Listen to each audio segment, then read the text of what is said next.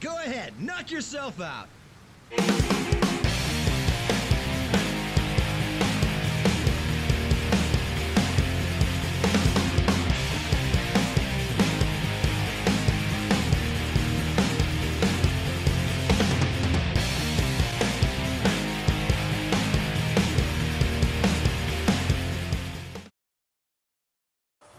What is up, guys? X-Edge here, and I've definitely been wanting to do this for a while. Even though I've prepared no script or nothing, I knew that as soon as I got my hands on playing Fantasy Strike, I had to do a review about it after having at least 4 days on it countlessly, just playing it as much as I could before it ended, because, you know, it could probably be the first and last time I'll be able to play it. But either way, I have definitely been supporting the game ever since, and I've been very interested for a very long time. But yeah, let's get into it. So I've only just gotten into Steam gaming recently, and I've started just buying lots of games that I couldn't be able to play on the PS4 on there, and just others that I want to play just because of the prices and stuff like that. And during this time where I was doing all this stuff on Steam and playing new games and recording it and doing all that sort of stuff, I don't know how I did it, but I somehow just managed to stumble upon Fantasy Strike. And during this time, fortunately, there just happened to be like this open weekend that was going on where you could play the game, and I thought, oh my gosh, I'm actually going to try out this game, let's do it. So I downloaded it and I gave the game a go. Even though I was working all 4 days, I always tried to put in as much time as I could into the game. And yeah, so from what I've seen in the game, every time I did research on Fantasy Strike, it was always affiliated with this Yomi game, and even that I wanted to look more into because apparently that's where it's based off of. And Yomi is basically a card fighting game from where Fantasy Strike, the fighting game version, sort of came out from. So the Yomi game was a card fighting game, and the Fantasy Strike game is basically those characters from that game put into a fighting game, so to speak, as far as I know. Like I said, I didn't do any research on this, and everything I'm about to say, I'm just kind of saying whatever comes to mind. But yeah, with that said, I definitely dived into it. And first things first, one thing that this game is really trying to portray is the fact of how easy it is to get people to play fighting games. And after playing it for some time, I can definitely agree with that. Like, you can learn a character within maybe, let's say, half an hour and then take them online. Thank goodness that with the free trial that was available, you were able to play online matches, and I had a lot of really good online matches with some people, and judging from the way they played, it was very easy to tell which players, you know, put that time and effort into the game, and others who were just kind of doing their own thing. But either way, it's very easy to pick up. I even want to get Destroyer into it at some point, but I'll have to see, you know, how far the game goes in general. So yeah, let's just dive into the characters of this game. So Grave is like the Ryu of this game. He was one of those characters that I thought that as soon as I'd play some online matches, I'd see him a lot. But he actually wasn't that popular online. Despite that though, the people that played Grave were like really good players. And for some reason, he just didn't really catch my attention as much. So I didn't play him as much. I did just say I played it. In fact, I played everyone. But Grave was just one of those characters that I'd sort of put to the side. I'm not one that favors zoner characters, but he was still fun to play with the time that I had with him, and especially learning how to manipulate the wind and use to your advantage when going for attacks and stuff. It's very clever the way these characters have specific moves and abilities. Midori is basically the boss in this game, so to speak, and he is pretty damn cheap. I mean, when I was going through arcade mode the first time and playing against him, it was really annoying. It took me a while to figure out his moves. He's not so bad in human form, but the second he transforms into his dragon form, it's like most of his moves do a lot of damage. In fact, let me just talk about the damage quickly. Damage in this game, I don't know, I found it really weird at first. It's not like a fighting game where, let's take Tekken for example, and the amount of hits it would be to kill somebody, maybe like, let's say 20 jabs, you know, 20 jab max to get a KO from your opponent. In Fantasy Strike, depending on how many bars that your characters have, a match can be over very quickly. And I think that's why the game sort of made up for it somehow by having 4 rounds. because of how quickly matches can end. You literally have bars of life. You can have like 5, 6. If you take 6 hits, you're done, basically. And obviously it depends on the character that you're against and the amount of damage that they do. It's kind of crazy, but once you get used to it, you're just like, oh, okay, fair enough.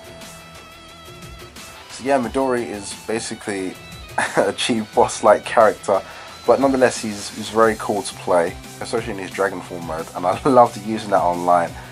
I think I even had a mirror match with another Midori online, and that was pretty cool, where we just kind of went back and forth at each other. It was really cool. Rook is basically the Zangief of the game, and just as I thought that Midori was bad, I think Rook was the absolute worst, at least from arcade mode. You would only find him to be weak against zoners. So let's take Jaina for example. I'll get to her later, but obviously she shoots fire arrows, and as long as you keep your distance away from Rook, where he can't grab you or do anything like that, then you're good to go. But Rook, oh my goodness, just do not let this guy get close to you. He can kill you within like a couple of grabs. Each grab that he does takes off like 2 health bars, and a majority of the characters' health bars are max like 6 plus, 5, 6 plus. And he can like take away a third of your health within just one grab. It was so ridiculous, and the way some smart players really used Rook was very interesting to see. And I actually took interest in him a little bit. I genuinely enjoyed using Rook. I don't like grappling characters, I don't like slow characters, but Rook just kind of felt like an exception, and it really felt like you had to make use of his moves properly and try and close in on your opponent. But he is just stupidly overpowered. I can't say that enough. He is just overpowered. Like, his moves do a lot of damage, and he has about 8 or 9 bars of health. That's ridiculous. He's not even like a boss character in the game, but he feels like one. And in the hands of a really good player, it's definitely going to be a struggle. But then again, if you're a zoner, then you might really give Rook a run for his money. But yeah, Rook is just crazy strong. Valerie is bae. Like, the first time I saw the Fantasy Strike trailer and she came up, she was absolutely amazing. Like, she was the character that I saw and I went, yes, I want to play this game and I want to main her, and that's why I did. The majority of time that I spent on Valerie alone was enough for me to be satisfied and be like, yes, I'm playing this game, I'm going to main this character, and I'm going to do crazy things with her. And I did. And out of all the characters, I really spent time getting to know her properly, knowing the punishes, how to use her moves correctly, how to bait my opponents. And one of her cool moves, especially when you're crossing up, is when you use her rainbow disc attack, and how you can cross up and still damage your opponent. You can kill your opponent with one combo if you time your rainbow disc properly and go for a cross up and kill them with a combo. It's really quite impressive the way you can use her. I think when you do attacks with your rainbow disc, I managed to get up to like 7 or maybe 9 hits. I don't think any other character has come close to that. But she is absolutely amazing to play, and she feels like such a unique character. I can't really look at her and say, oh, she's a copy of, you know, so character in any other fighting game. I've never played a character like her, or at least I really can't think of a character like her from the top of my head. But she was really cool to use. The trailer kind of did her justice because it really made me interested in her and just maining her in general. And I really hope this game does come out, because I cannot wait to do some crazy stuff with her online. And if you guys do watch some of the videos that I've put out for Fantasy Strike, I was really playing with her on a competitive level. Like, even though the trial only had like online casuals, I was playing her really competitively. Like, that's how much I really wanted to do with her. But she's just a really cool character in general. Jaina, she felt a bit cheapish. I mean, I can understand the way you play her, but to me, it kind of felt really cheap. Like, just keep a distance and just keep throwing out your fire arrows and just wait until your opponent dies, basically. That's what it kind of feels like you have to do when playing as Jaina. I hope I'm saying the name right. Jaina. Jaina sounds a bit strange because I don't want to add a VA onto that. But, you know, anyway. So, yeah, she's a cool character. I like her moves, and I like the fact that even though her ground super move has a slow start, it's really good for catching out opponents trying to come at you with a jumping attack and stuff like that. And I really managed to bait a lot of people going into that. And it's interesting because she has an interesting dragon-like uppercut where whether you hit the opponent or not, it takes off 1 bar of your health, but in return it does sort of make you invincible for a short period of time, so you have to be careful the way you use it. And it's only until you get to your last bar of health, that's when you can sort of use it as many times as you want, and it won't cost you the game. So it was very interesting to use that strategy advantage, because you wouldn't be spamming it, you're just trying to make use of the fact that you won't die from that combo, and you're invincible when you use that move, but it is punishable, so you have to be careful when you throw it out. Other than that, she's just kind of like your typical zoning character where you just have to keep your distance. That's the kind of vibe that I got from playing her, and that's why I didn't really delve into her as much, because it felt like doing that would make me a bit of a cheap player. But because that's the way that she's kind of meant to be played, I didn't mind doing that, but it just exactly wasn't my cup of tea. Setsuki is a really interesting rushdown character. In fact, she's the only character in the game right now that during the time that I played Fantasy Strike, it felt like I really had to learn how to use Setsuki, like all of her moves. She really has that Ibuki vibe to her, and you can't just throw out moves and expect magic to happen. Like, you really have to plan the way you're diving in, you're retreating, moving forward, throwing out your kunais. It's very interesting the way she's played, and I think that once people sort of get used to her and how she played, that you're going to get some really pro Setsuki players out there. I mean, I fought a few and they were really good. I played her myself. I did struggle here and there, but I kind of got the overall feel of her and how she's meant to be played. And she definitely stands at her own tier in terms of difficulty wise of how to play. Like, if you really want to master a character, she feels like the most rewarding character to use. And that's how I felt when I was using her. So she definitely has some uniqueness to her. I keep calling her an Ibuki clone, but for Street Fighter players you would understand why with all of her moves and stuff like that. But yeah, she's a very cool character. Degre is very unique. He's an interesting character. I think he even had his own category, which I believe was wild card, so he kind of brought some form of uniqueness to it. He really had some interesting moves, and I like the way you could attach his, I don't know what it is, that ghost thingy of his that'll sort of like latch onto your opponent for a second or two, and that will sort of give you an opportunity to attack, but you have to be really quick because it's only like just a second that you have to be able to land some combos and stuff like that. But then again, remember, it's only like 2 or 3 hits that you can get in, so, and that can be enough to really finish a round. So you have to be smart with the way you play him, and he has some really cool moves, especially with the fact that some of his moves have him swaying back, and you can cancel not going in or not with some of his moves. You sway back, and then when you attack forward you have like 2 or 3 different options, so you really had to play him smart. It's really good. And just thinking about it now, the thing that really interested me in Fantasy Strike, mechanic wise, is definitely the Yomi counter. I did not get many of these because I always wanted to get close to my opponent and grab them, and for others it kind of felt like, okay, you knew I was going to grab, which sounds quite funny, but that's what they did. You don't press anything and you Yomi counter them. And it was funny because sometimes I fought opponents where I would connect with them, and then the second I'd play them, it's like, you know, they're not there, but every time I tried to go for a grab I'd automatically get Yomi countered, so I had to go for, you know, regular attacks instead, which is quite funny. So even when you're not playing or there at all, if I'm going to keep spamming you with grabs, you're going to keep, you know, getting Yomi counters on me. That was quite funny. I only think I got, out of the whole time that I played it, maybe 1 or 2 Yomi counters on people, because I was really scared to not press anything, you know. So it's such a clever mechanic that was added into the game. I think that really makes it stand out. But going back to degre, he was a really cool character. I wanted to pick him up again. I hope I can pick him up again if the game does pick up again. And yeah, looking forward to it. Guy is basically Street Fighter's Guile in terms of moves.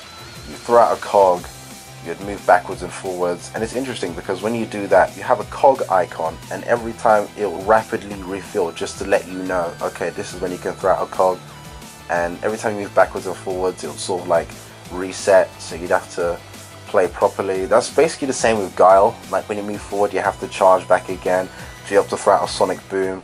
and he kind of has his own flash kick as well, which also depletes the cog bar.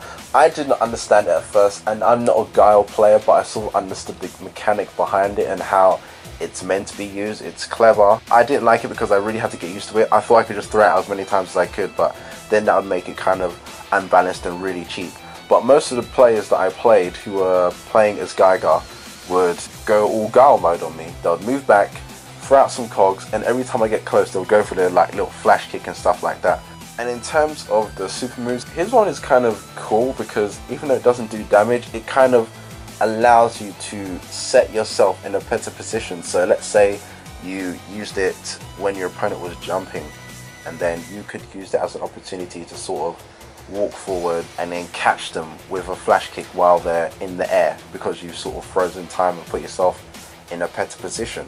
So it was very cool and clever. I mean, I didn't see great uses of it. Most people just sort of use it to get out of a sticky situation, which isn't a bad thing. I mean, we only had like 4 days of the game, and even though people could pick up on things very quickly, sometimes you can only think about it, but you just couldn't really do it. So maybe that was like one of the things that could have been done, but just wasn't done. But he was an interesting character, but I got my ass handed to me countless times. Every time I played with him, so I thought, nah, let me just leave him, I'll just put him down. There were also 2 other characters, but obviously you couldn't play as them because they were just silhouettes. I believe one character was Lum, another one was Argagog, some really weird fish thingy.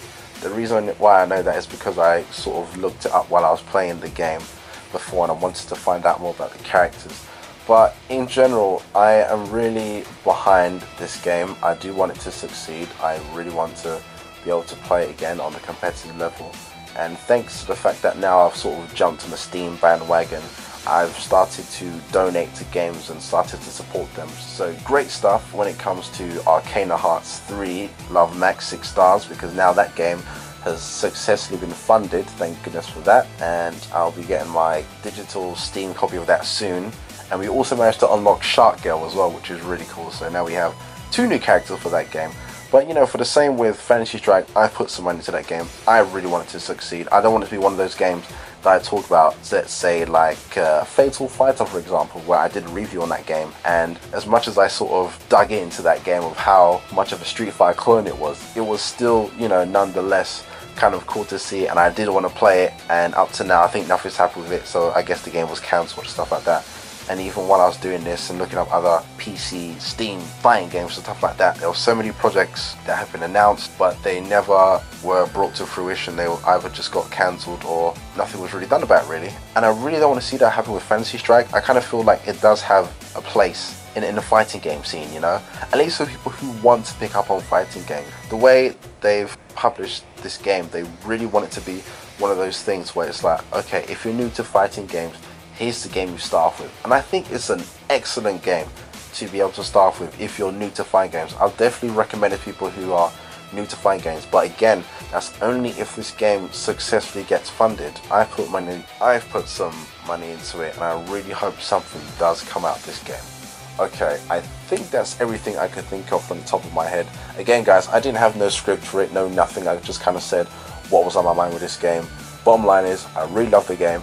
I want to get into the game competitively and just have fun on it in general, and I would really love to do a lot of videos with Destroyer, because then this will actually be a game where he can finally say that he's bare at me, that, you know, because when it comes to Tekken and stuff like that, sorry dude, you just do not stand a chance.